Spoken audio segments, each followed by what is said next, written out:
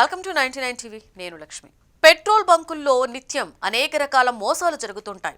ఎక్కువ డబ్బులు తీసుకొని తక్కువ పెట్రోల్ కొడుతుంటారు కొందరు.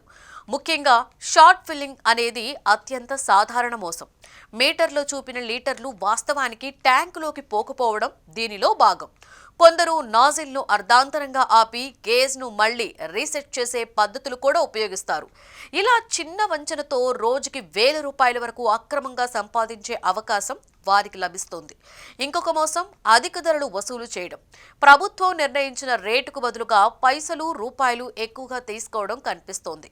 కొన్ని చోట్ల రేటు బోర్డులను స్పష్టంగా పెట్టకపోవడం కూడా వినియోగదారులపై ప్రభావం చూపుతోంది. నాణ్యతా లోపం కూడా పెద్ద సమస్యే. పెట్రోల్లో కల్తీ కలపడం, డీజిల్లో నాణ్యత లేని మిశ్రమాలు జత చేయడం వల్ల వాహనాల ఇంజిన్ దెబ్బతినే అవకాశాలు పెరుగుతాయి. వినియోగదారులకు తెలియకుండానే ఇలాంటి మోసాలు పెద్ద నష్టాన్ని కలిగిస్తాయి. పెట్టుబడులు పెట్టి వాహనాలు కొనుగోలు చేస్తున్న సాధారణ ప్రజలు ఈ మోసాల బారిన పడకుండా ఉండడం కోసం కొన్ని జాగ్రత్తలు తప్పనిసరి. మీటర్ను రీసెట్ చేయించడం, నాజిల్ పూర్తిగా ట్యాంకులో పెట్టి నింపించడం, బిల్లు రసీదును డిమాండ్ చేయడం, డిజిటల్ పేమెంట్ రసీదును చెక్ చేయడం వంటి మార్గాలు మోసాలను నిరోధించడంలో కొంత సహాయపడతాయి.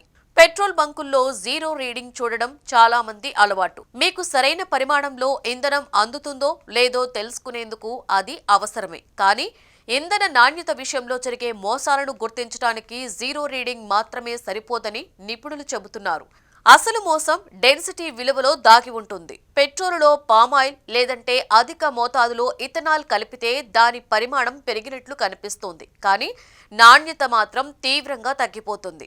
దీనిని గుర్తించడానికి డెన్సిటీ తనిఖీ చేయడం చాలా ముఖ్యం. సాధారణంగా పెట్రోల్ డెన్సిటీ 720 నుండి 775 మధ్య ఉండాలి. డీజిల్ డెన్సిటీ 820 నుండి 870 మధ్యలో ఉండాలి. ఈ పరిమితులకు మించి ఉంటే ఆ ఇంధనం కల్తీ చేయబడింది అని అర్థం చేసుకోవాలి. చాలా బంకుల్లో పరిమాణం సరైనట్లే కనిపిస్తోంది, కానీ వాహనం మైలేజ్ మాత్రం తగ్గిపోతుంది. ఒక బంకులో పెట్రోల్ పోయిస్తే 2-3 రోజుల్లో ఇంధనం అయిపోయి మరో బంకులో పోయిస్తే 4-5 రోజుల వరకు వస్తుంది. ఈ తేడాకు ప్రధాన కారణం కల్తీ. ఇంధనంలో నాణ్యత తగ్గించే పదార్థాలు కలపడం వల్లే ఇలా జరుగుతోంది. అందుకే ఇక ముందు పెట్రోల్ బంకులకు వెళ్లినప్పుడు జీరో రీడింగ్తో పాటుగా డెన్సిటీ విలువ తప్పక చెక్ చేసుకోవాలి. ఇది ఇంధనం నాణ్యతను తెలుసుకునే అత్యంత సరళమైన ముఖ్యమైన పద్ధతి. కల్తీ ఇంధనం ఇంజిన్ సామర్థ్యాన్ని తగ్గిస్తోంది, మైలేజ్ పడిపోతుంది, ఇంజిన్ కి నష్టం ఏర్పడుతోంది, వాహనాలు తరచుగా రిపేర్ కోసం వెళ్లవలసి వస్తుంది. ఈ మోసాన్ని డెన్సిటీ ద్వారా గుర్తించవచ్చు. కేంద్ర ప్రభుత్వం డెన్సిటీ పరిమితులను నిర్దేశించింది.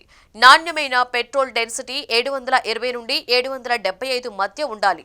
నాణ్యమైన డీజిల్ డెన్సిటీ 820 నుండి 870 మధ్య ఉండాలి. ఇంధనం కొట్టించేటప్పుడు డిస్ప్లే జీరో రీడింగ్ మాత్రమే కాకుండా డెన్సిటీ విలువని కూడా చూడాలి.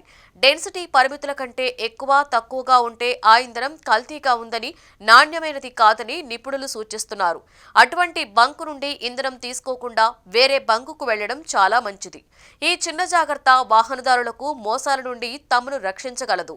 డెన్సిటీ మాత్రమే కాకుండా ఇంకో విధంగా కూడా పెట్రోల్ బంకుల్లో మోసాలు జరుగుతూ ఉన్నాయి. పెట్రోల్ కొట్టించడానికి వెళ్లి వారెంత చెప్తే అంత బిల్లు కట్టేసి వస్తే అంతే సంగతులిక. పెట్రోల్, డీజిల్ వంటివి పోయించుకునే ముందు అప్రమత్తంగా లేకుంటే జేబుకు చిల్లు పడే ప్రమాదం ఉంది. ఎందుకంటే కొన్ని పెట్రోల్ బంకుల్లో నయా మోసాలు వెలుగు చూస్తున్నాయి. వీటిని ఓ కంట కనిపెట్టడం మంచిది. పెట్రోల్ బంకు వద్ద డిఫెన్సర్ మీటర్ జీరో చూపిస్తే మీరు చెల్లించినంత ఇంధనం వస్తుందని అనుకుంటే పప్పులో కాలేసినట్లే.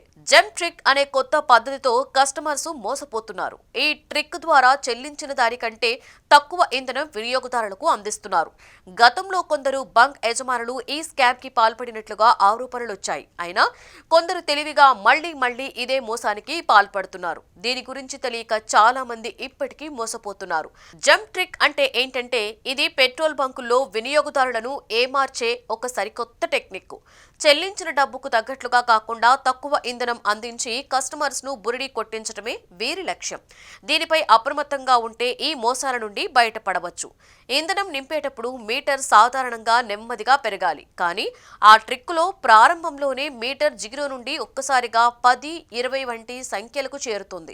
దీంతో కస్టమర్లు పూర్తిగా ఇంధనం పొందుతున్నామని గుడ్డిగా నమ్ముతారు. దీనికి మెషిన్లో మార్పులు చేసి రీడింగ్ ను అధికంగా చూపేలా సర్దుబాటు చేస్తారు.